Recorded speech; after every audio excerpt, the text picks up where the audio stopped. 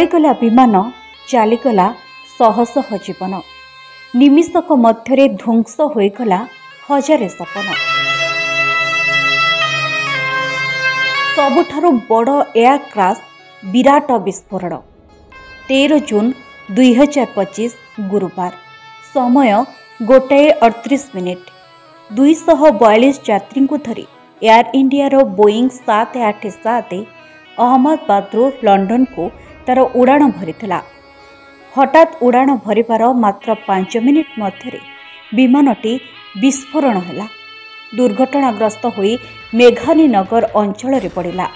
निया हुलारे परिणत हैला पूरा विमान। जालीथिला अनेक स्वप्न, छाकार होईगला पूरा परिवेश।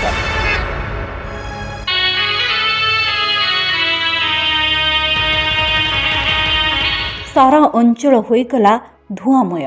संगे संगे शेष होईगला अनेक जीवनर यात्रा। एही अग्निपिंडुलारे छाकार होई जाइथिला अनेक प्राण आउ परिवार। किछि प्रत्यक्षदर्शी कहिसंती जे एहा भूमिकंप भली अनुभव होइथिला एवं घन धुआं व्यापी जिबा सह विमानर भग्नावशेष समग्र अंचल रे बिछाड़ी होई पड़िथिला। से कहिसंती मु घरे थिबा बेले एक विराट शब्द सुनिली।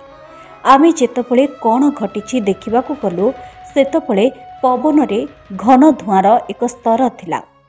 आमे एठाकू आसिबा बेलकू दुर्घटनाग्रस्त विमानर भग्नावशेष चारिआडे बिछाड़ी होई पड़िथिला।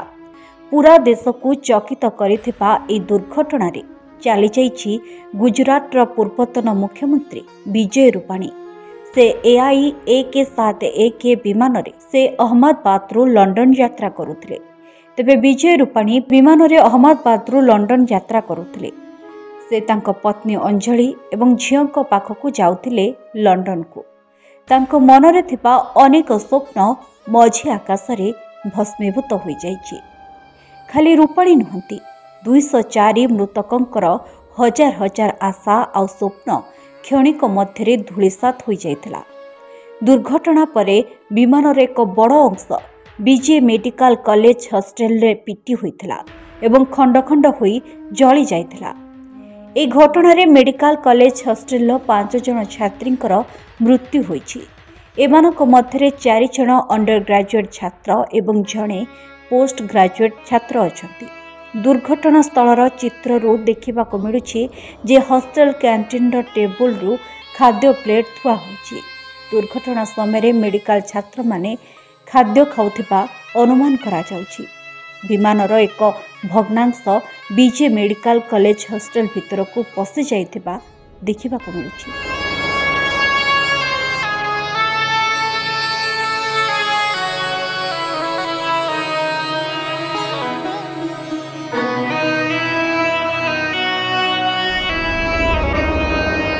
सेपटे दुर्घटना रे 40 जन डाक्तर आहत होइचंती। सेमानक मध्यरु जनकर अवस्था संकटापन्न रहिथिबा बेले 22 जन गुरुतर आहत होइचंती।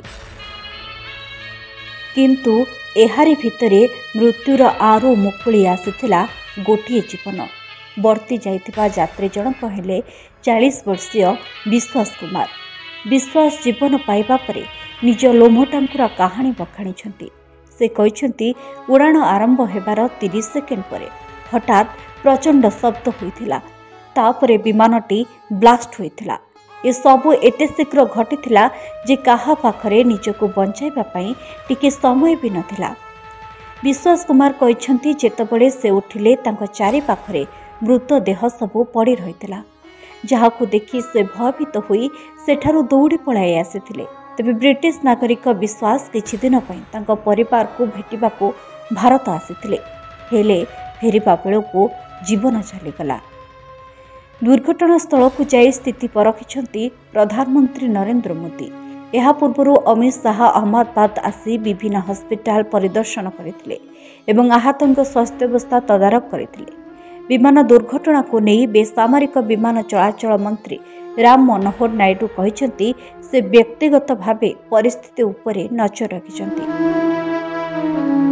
दुर्घटना परे दमकल बाहिनी बीएसएफ और एनडीआरएफ टीम को तुरंत घटनास्थल को पठा जाइथिबा बेले 5 କିଲୋମିଟର ପର୍ଯ୍ୟନ୍ତ ଧୂଆଁ ଉଠୁଥିବା ଦେଖିବାକୁ ମିଳିଥିଲା।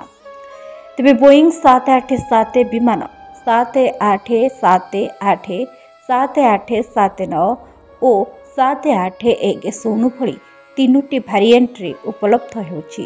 ପ୍ରତ୍ୟେକ ମଡେଲରେ ଇନ୍ଧନ ଟାଙ୍କିର କ୍ଷମତା ସାମାନ୍ୟ ଅଲଗା, କିନ୍ତୁ ଏହା ପ୍ରାୟ 1.26 ଲକ୍ଷ ଲିଟର ଅର୍ଥାତ୍ 33,400 ଗ୍ୟାଲନ ଇନ୍ଧନ ବହନ କରିପାରେ।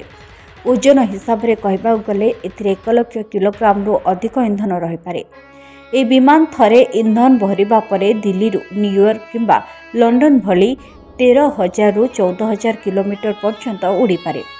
ଦୁର୍ଘଟଣାଗ୍ରସ୍ତ ବିମାନରେ 58,000 ଲିଟର ଇନ୍ଧନ ଥିଲା। ସେଥିପାଇଁ ଦୁର୍ଘଟଣାଗ୍ରସ୍ତ ହେବା ପରେ ଏହା ଏକ ବିରାଟ ଅଗ୍ନିପିଣ୍ଡୁଳାରେ ପରିଣତ ହୋଇଥିଲା ବୋଲି ଅନୁମାନ କରାଯାଉଛି। ଅହମ୍ମଦାବାଦ ବିମାନ ଦୁର୍ଘଟଣାର ତଦନ୍ତ କରିବା ପାଇଁ କେନ୍ଦ୍ର ସରକାର ଏକ ଉଚ୍ଚସ୍ତରୀୟ କମିଟିର ଗଠନ କରିଛନ୍ତି। ଦୁର୍ଘଟଣାର କାରଣ ଜଣାପଡ଼ିନଥିବା ବେଳେ ବିମାନ ଦୁର୍ଘଟଣାର ତଦନ୍ତ ବ୍ୟୁରୋ ଏହାର ତଦନ୍ତ ଚଳାଇଛି। ବ୍ୟୁରୋ ରିପୋର୍ଟ, ଚର୍ଚ୍ଚା ନ୍ୟୁଜ୍।